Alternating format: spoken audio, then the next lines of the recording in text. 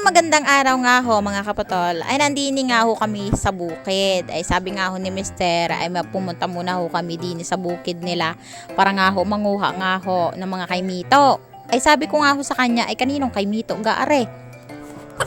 Ay tinatanong ko sa kanya kung kanino gaaring kaimito, baka hindi ito sa amin ay for the matches kami, for the go.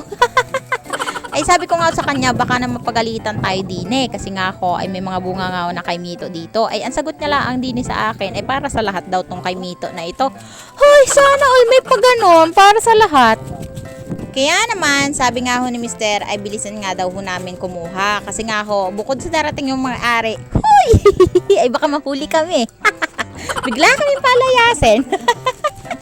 Ay, sabi ko nga sa kanya, sabik na sabik din ako talagang kumuha na kay Mito, mga kapatol. Kasi nga ho, ito lang ho talaga yung puno na parang wala sa aming lugar. Sa mga bakuran namin, wala dining mga kay Mito. Meron sa ibang lugar, pero sa kapitbahay namin yon. Kaya naman, sabik na sabik din talaga kami kumuha na kay Mito. Gayon nga ho na sobrang tamis din are. Ay, ito nga ho ay murado, mga kapotol. Kapag ubing-ubi na siya, ay hinog na yan. Pero kahit na ubi sa ilalim, tapos ubi green sa ibabaw, ay hinog na din siya, pwede na yan.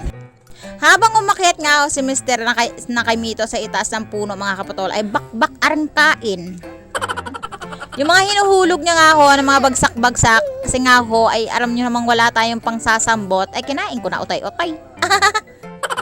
Dahil nga rin ho minsan-minsan lang makatikim ng gayaan ay sasamantalahin ko na ang pagkakataon na nandito kami sa may puno.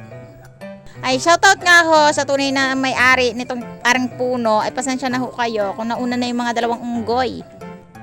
Ay malagot-lagot nyo na lang at pagalitan nyo na lang si Aljon kasi nga ho ay sinamantala na talaga namin yung pagkakataon na minsan lang ito. Huy, pagbibigyan nyo na kami. Nagpaalam naman kami sa puno kaya pwede na yan. Noong kumakain nga ho ako dito ay nakatatlo agad ako. Ari nga ho mga kapatol. Ay sabi nga ho ni Mister, iabot ko nga daw ho sa kanya ari panungkit. Para nga ho, mag-umpisa na nga ho siyang magbagsak-bagsak. Parang lahat na yata ng binagsak niya ay wala man lang ako na isambot. Tawan-tawa din talaga ako sa ginagawa ko kasi nga ho, panay nalaang ang pulot ko, panay din ang basag. Ay paminsan-minsan laan din naman talaga kami for the Matias. Ay sasamantalayin ko na nga ang aring pagtutuwad-tuwad ko din ay siya. Dahil nga medyo losyang yung ating damit dito ay for the go na. Ito na rin yung ginawa kong basket para nga ho talagang maipon ko ang aring kay Mito nga ho. Syempre dahil nga ho sobrang laki din talaga itong t-shirt na aring suot ko ay pinagkasya-kasya ko na laang at ibinuhol ko nga ho sa gilid para naman magka-style. At sa bandang huli, wala nga hong matino doon sa kinuha namin dahil nga ho ay puro basag. Pero okay lang mga kapatol kasi nga ho iuwi laang din naman sa aming bahay at pamamigay laang din naman sa mga bata-bata kung saan dyan. Huy, sana all, papamigay laang yung pinaghirapan.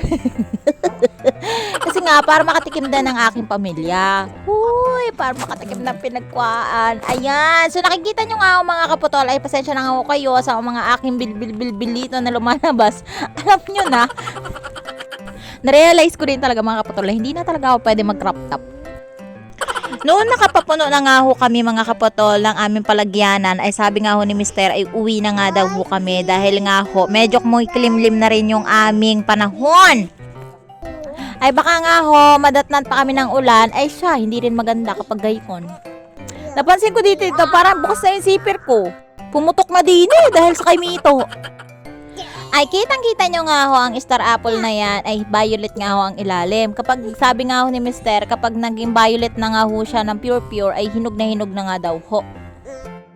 Naaalala ko lang dati mga kapol ng mga bata pa kami ay nangunguha din talaga kami ng gayaan sa kapitbahay namin. Kanyahang akyatan, kanyahang uhulog din. Huy, ay delikado nga ho din pala mga kapatol dahil ang puno nga ho ng kay Mito ay pagkarupok-rupok. Kaya kontang ingat, isure mo na kapag halimbawa ay pumatong ka sa mga sanga-sanga, isure mo din na matibay at hindi rugok at bulok ang puno. At sa sobrang pagod nga ho ni Mister ay sabi niya nga ho uubusin niya nga yung mga basag-basag gayon. Tapos sabi ko nga ho ay tara na, ay pwede na yan, pwede na nating iuwi yan kasi nga ho ay medyo kumikilimlim na nga at kumukulog-kulog sa may bundok. Kaya uuwi na nga ho kami mga kapotol. At for today's video ay nakapanguha na nga ako kami ng kalahating palagyanan at pwede na kang umuwi. At maraming salamat sa inyo mga kapatol sa inyong panunood. Bye! Tara ho!